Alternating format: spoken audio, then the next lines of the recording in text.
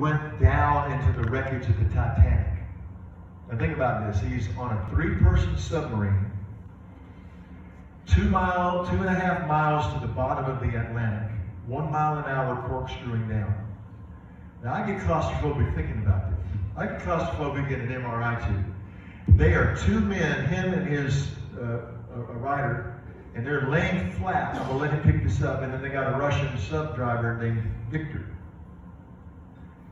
Now, Dr. G, sit down or stand, whatever you want to do, because I don't want to get you mad. Yeah. You get down to the bottom of the Atlantic, and what happens in that moment? Now, just check this out. You're talking about what will wake you up from apathy? So when we went down, we started at the bow. And when the Titanic sank, it broke into 2 pieces. The bow went straight down, and then the stern somersaulted. So the propeller is this thing actually? All right, here we go. No, don't even think about handing me that mic. We'll make it work. So when the stern fell down, it somersaulted so that the propeller was facing towards the bow. So when we went down and explored the bow, then we went across the debris field. This is where you see ladies' shoes, and you see leather briefcases and cases of champagne. This is all the stuff that spilled out of the ship when it sank. And then as I'm looking ahead and I see the propeller, what I sense is that it's speeding up. It's like moving towards us really fast. And I'm thinking, that's really odd. And the next thing I know, we collided with it.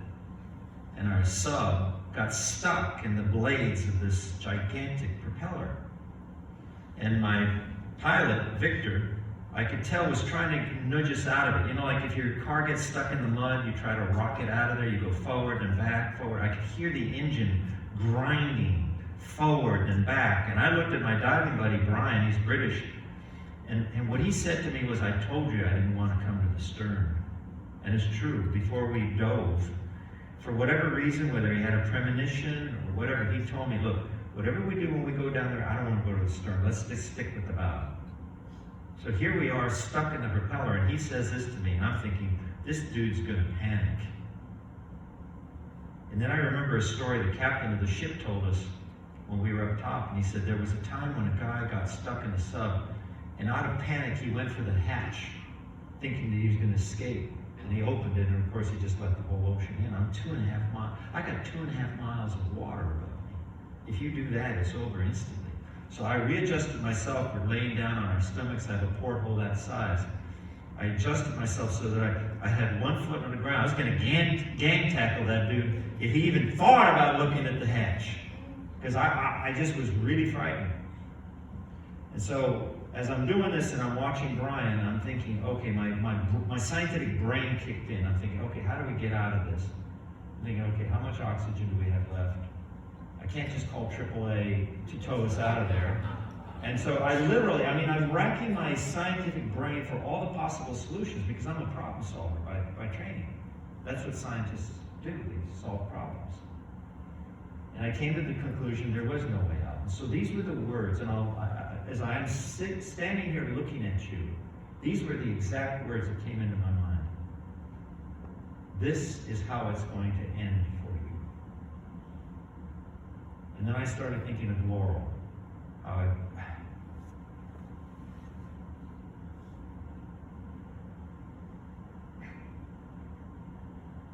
I would never see her.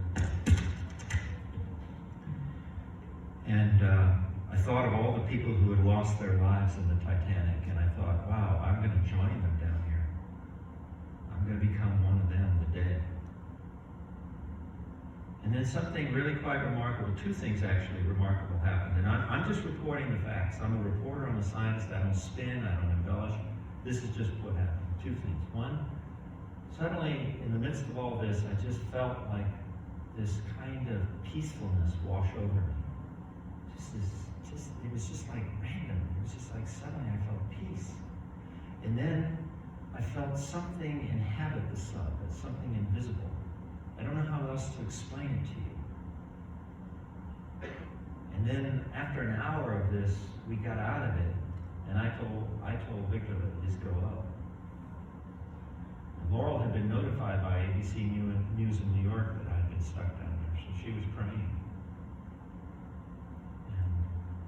sometime afterwards, when I left that ship, I was flipping through the Bible with Laurel, like we did when we were so much younger.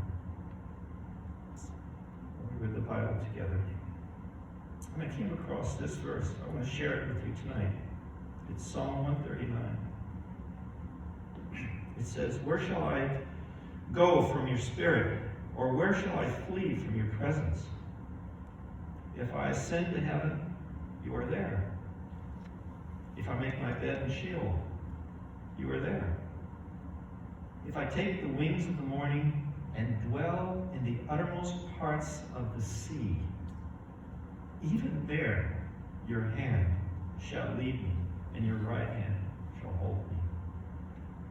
These are not just words to me, guys. I experienced this. This was for real. When I read that, I was down there 2.5 miles down, and I experienced this. Why am I telling you this? I have a question for you. Have you ever experienced a Titanic moment in your life? This is a moment of crisis for you when you're stuck in a situation, whether maybe you've just broken up with a girlfriend or a boyfriend, or maybe you're failing a course and you're disappointing your parents, or just something where you can't think your way out of it, just like me down there. I couldn't. This is how it's going to end for you. Now you're young, maybe you haven't had that kind of Titanic moment, but you will. I can almost guarantee you. At that moment, guys, what you believe, listen to me, what you believe will mean everything to you.